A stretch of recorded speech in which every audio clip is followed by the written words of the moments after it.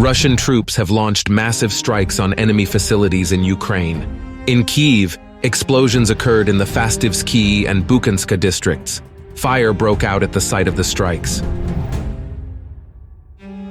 In the Odessa region, the port infrastructure of the Izmail district came under fire again. In Kyiv, kamikaze drones hit a grain terminal and fuel tanks at a local oil depot. Ukrainian air defense systems were again useless in Zaporizhia.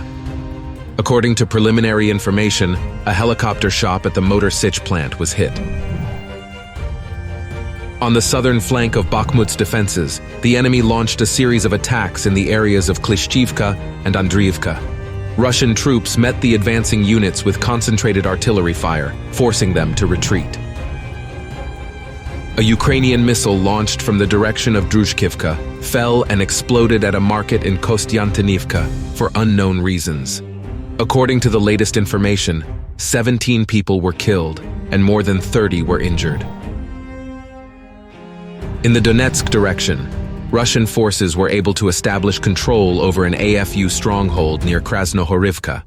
The successful advance was facilitated by the active use of attack drones against enemy personnel and equipment.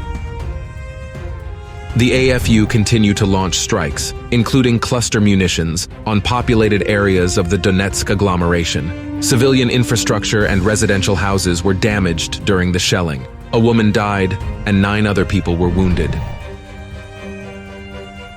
In the South Donetsk direction, the enemy continues attempts to occupy Novodonetsk and Novomayorsk. Attacks by small assault groups reinforced by 2 or 3 armored vehicles are successfully repelled by Russian troops.